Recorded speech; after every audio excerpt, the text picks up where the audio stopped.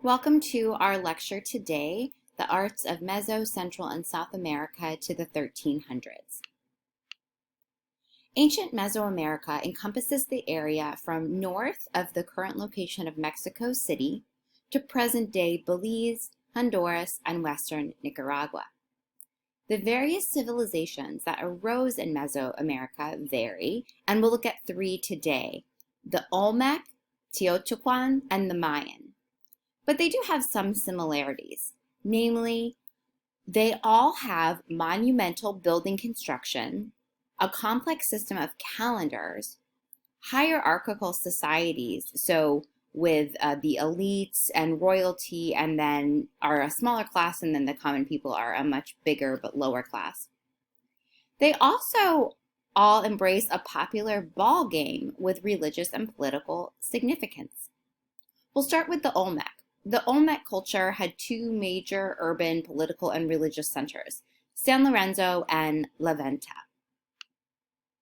The Olmec culture was responsible for the city called San Lorenzo, the first urban center in Mesoamerica. It was a town that flourished between 1300 BCE and 900 BCE. The inhabitants of San Lorenzo constructed over 10 basalt sculptures of colossal heads, like the two you see here. First, they transported these huge stone boulders from a volcano 30 miles away. Then they carved the colossal heads on site, and so each head is carved from a single boulder. Each head weighs about 25 tons and is over 7 feet high. Some are even 9 feet high. And note, they were never attached to a body. It was always just a colossal head. Even though there are slight variations amongst the heads, but all of them do share several features. Broad features, flat noses, and they all wear helmets. They were originally painted. The helmets are like ones that were worn in a popular ball game, which we'll talk about soon. It's believed that these are idealized portrait busts, likely idealized portraits of rulers. Why do we think that? Well, one of these boulders was clearly originally a throne, but then later it was turned into the sculpture of a head. So it's believed that, at least in some cases, a specific ruler's throne was converted into a colossal portrait of their head upon their deaths. The heads were moved by the Olmec all around over time, so it's unclear where many of them stood originally. But still, this is really interesting because it seems as if they were moved around for ritual purposes. These small stone figurines were found at the other major Olmec town, La Venta, in present-day Mexico. They were found as part of a large burial site. There are 16 small figurines carved out of different types of stone, as well as 6 long, narrow jade shafts called celts, or prehistoric stones. And those are the long, narrow stones you see kind of lining the back of the circle of figurines. Look at the figurines. They bend their knees, they straighten their spines, and they lift their heads while their arms relax at their sides.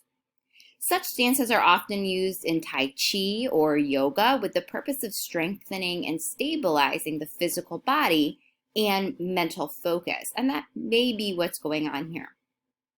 Look at their heads too. They all seem to have this cranial deformation. So probably done intentionally by bandaging up their heads after birth for cosmetic purposes. Despite these similarities, each figure is carved from a distinctive stone and with varying degrees of care. Because of this, scholars believe that these statuettes were made by different sculptors and used for other purposes before they were ultimately buried together. And so they were found at a burial site in La Venta, which was an important ritual center and the site of many burials. So these 16 figurines and the 6 celts are together called Offering 4, and they were found in this courtyard above a massive burial and next to a long mound containing offerings of royal regalia. However, these were not just buried and forgotten. From excavations, we can tell that after about 100 years after they were buried, someone dug up a hole directly over the offering to check if they were still there. Nothing was removed. So it was clear that people remembered the exact location at the site, came back to it, checked on it, and reburied it. Next, we'll look at Teotihuacan. Located some 30 miles northeast of present-day Mexico City, this ancient city experienced a period of rapid growth starting about 100 BCE. By 200 CE, it was a significant center of commerce and manufacturing. The name actually comes from the Aztecs, a later civilization, and it means city of the gods. It was a pilgrimage site for the Aztecs because upon finding it, they believed that the gods created the sun and the moon here. However, because there's no known written language, we actually don't know what these people called themselves or what they called the city. So we just call it Teotihuacan like the Aztecs did. But they were clearly master urban planners, builders, and they had a well-organized social and religious system. Here you can see one of the three major temples in the city, the Pyramid of the Moon, that's straight ahead in the image here, and it's seen from this broad corridor called the Avenue of the Dead.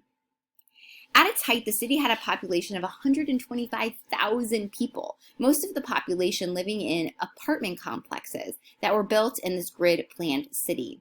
Elites lived in large palaces, both were covered in murals. There's also temples, and we'll look at one of them next. Interestingly, there have been no images found of rulers, so we're unclear about their political system. However, it was clearly highly organized.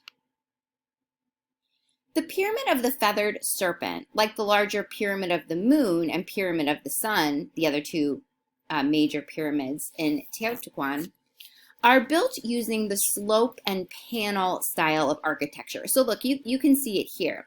It's a structure that's built on a series of sloping bases and then a platform. So a sloping base, a platform, a sloping base, a platform that rise vertically. And they're surrounded by a frame. The exterior would have been originally stuccoed and painted. The entire temple complex, including the Pyramid of the Sun and the Moon and the Feathered Serpent, which we see here, was this big ceremonial center surrounded by a plaza that could hold up to 60,000 people for religious and political gatherings. A tunnel has been found under the Pyramid of the Feathered Serpent, which contains burial offerings, including dozens of human sacrifices, some of them wearing necklaces made of human jawbones and with their arms tied behind their back. Clearly, a message of militaristic and political strength on behalf of the person that buried them. In the image here, you can see sculptural reliefs portraying feathered serpents in an angular, abstract style. They have stylized feathers and headdress, and you can see them in the close-up. They're believed to represent the Teotihuacan storm god associated with warfare.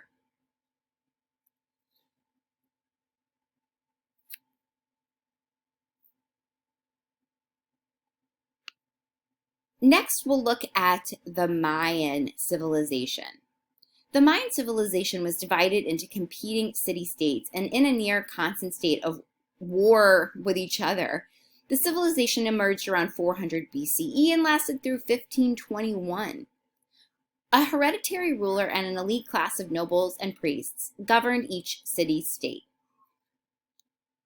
Rulers established and maintained their legitimacy by commemorating important calendar dates through elaborate rituals, including ball games, bloodletting ceremonies, and human sacrifice. And you can see the extent of the Mayan civilization here in red. The ritual ball game was one of the defining features of Mesoamerican society. It was played on a long rectangular court, like you can see here, with a large, solid, heavy rubber ball. Heavily padded players would use their elbows, knees, or hips, but not their hands, to try to get the ball in a goal. The rules, size, and shape of the court and the number of players varied. The largest surviving ball court we found, and there's a lot of them, is bigger than a modern football field. Here, you can see a ball court constructed at the heart of a ceremonial center of a Mayan city. the ballgame likely had religious and political significance. It's linked to creation stories. It's also linked to warfare. Captive warriors are believed to have been forced to play the game, and sometimes the games may have ended in human sacrifice. Here you can see a vessel with a ballgame scene painted upon it. Various photographs were taken of the vessel so that you could see the entire scene all at once here on the right. However, originally you would have to have held the vessel in your hand and turned it to see the whole thing. The vessel shows 4 lords playing a ball game. The architectural space of the ball court, like the one we saw previously, is suggested by the horizontal lines. You can see that the men wear elaborate headdresses and padded gear to protect themselves from the heavy rubber ball, which was about the size of a bowling ball. One player kneels to hit the ball while the others gesture and lean toward him. Distinguished by different headdresses, each of the 4 players wear a hip protector, a hide apron, a padded guard on the forearm, and a knee pad, all to protect from the blows of that heavy ball. There are not many eyewitness accounts of the Mayan game, which was still played in the highlands of Guatemala upon the Spanish conquest, and for that reason, we know little of the rules for scoring and winning. We presume from the sheer number of ball courts in Mayan cities that the Mayan played the sport on many occasions. However, the ball game was also a deeply sacred ritual. Not just a popular sport, but also a political and religious event that had many levels of meaning. It sometimes ended in human sacrifice for the losing team. Located just above the man with the deer-headed headdress is a glyph. A glyph is a pictographic symbol. The glyph is the symbol for cacao, which we know as chocolate, an important food that originated in the Americas. The Maya used the pulp that surrounds the cacao seed in the pod to make a beverage. And they mixed the roasted and grounded seeds with water and flavorings to produce a beverage for the elite. So Mayan kings sometimes presented ceramic vessels as gifts to other rulers. And since the cacao glyph or symbol is on this vessel, it indicates that it was used to hold a cacao beverage. So basically, it was used for hot chocolate.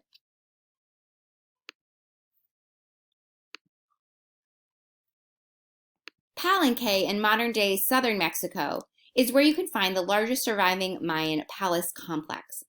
It was really just a small city-state until the powerful ruler Pakal the Great took over. He and his sons commissioned many large structures. Here you can see the Temple of the Inscriptions.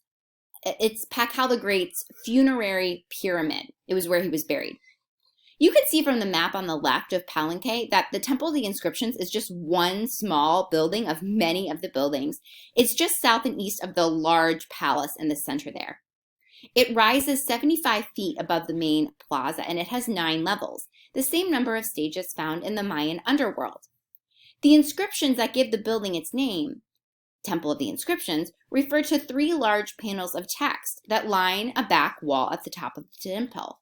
The inscriptions link Pakal's accomplishments as a ruler to the mythical history of the city. So at the top, you can see a shrine. It's got a rectangular porch with 5 entrances and an inner chamber.